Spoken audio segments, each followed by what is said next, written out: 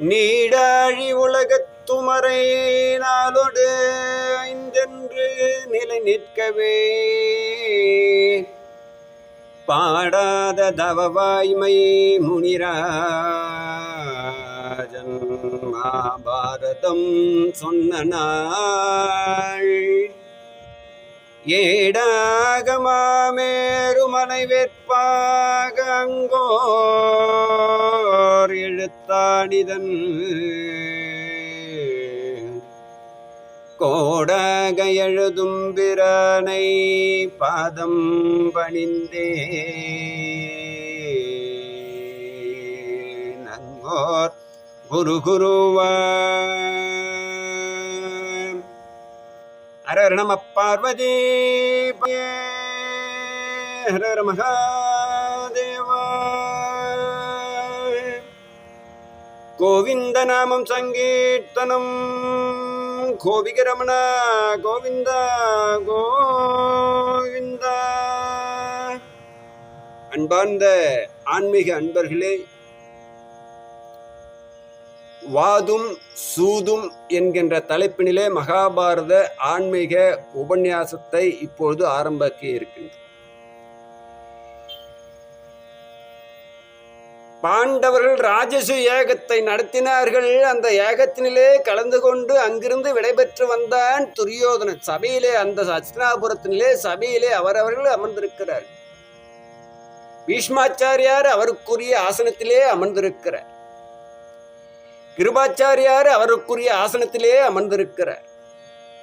துரோணாச்சாரியார் அஸ்வத்தாமன் அவரவர்களுடைய ஆசனத்திலே அமர்ந்திருக்கிறார்கள். விதுரராழ்வார் அவருக்குரிய ஆசனத்தில் அமர்ந்திருக்கிறார். துச்சாதனம் இருக்கிறார். அவனுடைய துரியோனுடைய தம்பிமார்கள் எல்லாம் அவரவர்களுக்கு ஒரு ஆசனம். அஸ்வத்தாமன் அமர்ந்திருக்கிறான், சகுனி அமர்ந்திருக்கிறான், கர்ணன் அமர்ந்திருக்கிறான். அப்போது அரசவையிலே பார்ப்பதற்காக துரியோதனன் வருகிறான். ஏன்னா அரசவை கூட்டியிருக்கிற, அரசவையெல்லாம் கூடியிருக்கிறது. அப்பொழுது துரியோதனன் வருகிறான். அவரவருடைய ஆசனத்திலே இருந்து அவர்களும் எழுந்தார்கள். துரியோதனன் அப்படியே போய் அவனுடைய ஆசனத்திலே அமர்ந்தான். இந்த ஆசனத்திலே அமர்ந்தவன் அங்கே அமைதியாக உட்கார்ந்திருந்தான். அனைவரையும் அமருங்கள் என்று வாய்ப்பேச்சாலே சொல்லவில்லை. கை செய்கையினாலே அமருங்கள் அமருங்கள் என்று கையை மாத்திரம் அசைத்துக் கொண்டிருந்தான். அவரவர்கள் அமர்ந்தார்கள். அப்பொழுதுதான் பார்க்கிறான், முகத்தை பார்க்கிறான் துச்சாதனன். துரியோதனுடைய அண்ணனுடைய முகமானது வாட்டமாக இருக்கிறது. ஆனால் துரியோதனனுக்கு பாண்டவர்கள் ராஜசூய யாகத்தை நடத்திவிட்டார்கள். அவனியாலும் 54 தேசத்து அரசர்களுக்கெல்லாம் அவர்கள் அரசர்களாகி விட்டார்களே. மன்னர்களுக்கெல்லாம் மன்னர்களாக இருக்கிறார்களே. இப்போது சக்கரவர்த்தியாக இருக்கிறார்களே பாண்டவர்கள் என்று மனதிலே வஞ்சனை தீயானது எழுந்தோடி கொண்டு கொழுந்தொட்டு எரிந்து கொண்டிருக்கிறது. அதை பார்க்கிறான். துச்சாதன முகம், அண்ணனுடைய முகம் வாட்டமாக இருக்கிறது. அப்போதுதான் அந்த எரியிற தீயில கொஞ்சம் நெய்யை ஊத்துற போல, எண்ணெயை ஊத்துற போல மறுபடியும் கோபத்தை தூண்டி விடுற போல சொன்னான். துரியோதனுடைய எண்ணம் என்ன? எல்லாருமே தனக்கு கீழே இருக்கணும் என்று நினைக்கிறவன். இப்பதான் சொல்றான், அண்ணா துரியோதன அண்ணா, எத்தனை தரணி வேந்தர், எத்தனை தரணி வேந்தர் யாக நல் விழாவில் வந்தார். அத்தனை பேரில் யாமும் ஒருவராய் அடங்கி நின்றோம். அண்ணா துரியோதன அண்ணா, எத்தனை தரணி வேந்தர் யாக நல் விழாவில் வந்தார். அண்ணா துரியோதன அண்ணா, 54 தேசத்து தரணியிலே இருக்கக்கூடிய அத்தனை வேந்தர்களும் அரசர்களும் வந்தார்களே அண்ணா. அத்தனை பேரில் யாமோ அண்ணா, நாங்க அமர்ந்து எங்களை பத்தி நினைக்கல அண்ணா துரியோதன அண்ணா. ஆனால் நீங்களோ அத்தனை பேரில் ஒருவராய் அடங்கி நின்றோம். அத்தனை தேசத்து அரசர்கள் போலே நாமெல்லாம் வாய்ப்பொத்தி கைகட்டி பாண்டவர்களுக்கு அடிமை போலே நின்று கொண்டிருந்தோமே. நாமெல்லாம் பாண்டவர்களுக்கு அடிமையாகி அத்தனை தேசத்து அரசர்கள் போலே நாமும் அடிமையாக கைகட்டி வாய்ப்பொத்தி அவர்களுக்கு சேவகம் செய்து கொண்டிருந்தோமே. அந்த ஏகத்தில் ராஜசூய ஏகத்தில் அண்ணா துச்சாதன துரியோதன அண்ணா. அது மாத்திரமன்ன குலத்தனை உளவும் நல்லீர் குலத்தனை உள்ளூன் நல்லீர் குருகுல கோமான்.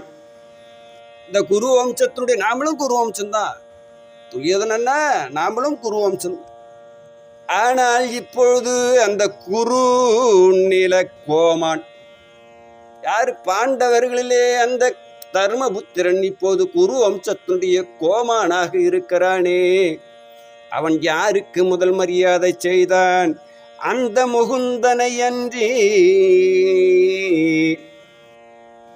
முகுந்தனையன்றி பின்னை யாரையும் முதன்மை செய்தான்? பார்ட்னர் பீஷ்மாச்சாரியார் இருக்கிறார், அவருக்கு முதன்மை செய்தான் அல்லது துரியோதனன்னா உங்களுக்கு மரியாதை செய்தானா? அந்த கிருஷ்ணனுக்கு தானே மரியாதை செய்தான் அண்ணா. இனிமேல் நாம் எல்லாம் அவர்களுக்கு கட்டுப்பட்டு அடிமையாக அரசு கப்பம் கட்ட வேண்டும் அண்ணா, அவர்களுக்கு கீழே தான் நாம் கட்டுப்பட்டு வாழ வேண்டும் அண்ணா என்று துச்சாதனன் சொன்னான் துரியோதனனை பார்த்து. அப்பதான் சகுனி ஏந்திருக்கிறான். மேல கொஞ்சம் துச்சாதனை கொஞ்சம் தூண்டி விடுறான், துரியோதனுடைய கோபத்தை அதிகமாக்குறான். அப்பதான் சகுனி எழுந்திருக்கிறான். மருமகனே துரியோதனா, மருமகனே துரியோதனா, கவலைப்பட, தாய் மாமன் சகுனி நான் இருக்கிறேனடா. வஞ்சனை கொண்டே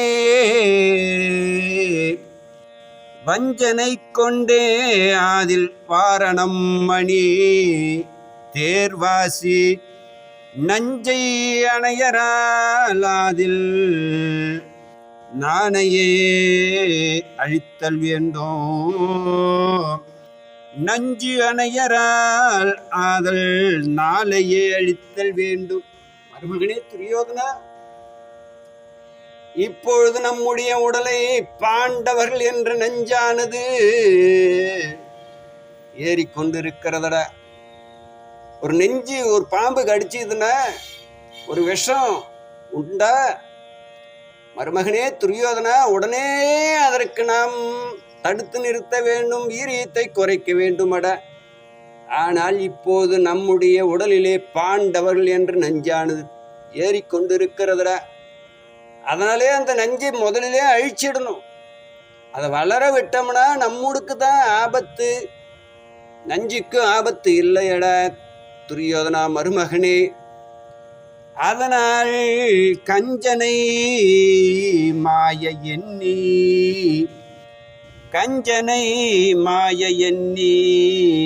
ஆரிய பேய் முளைப்பால் உண்ட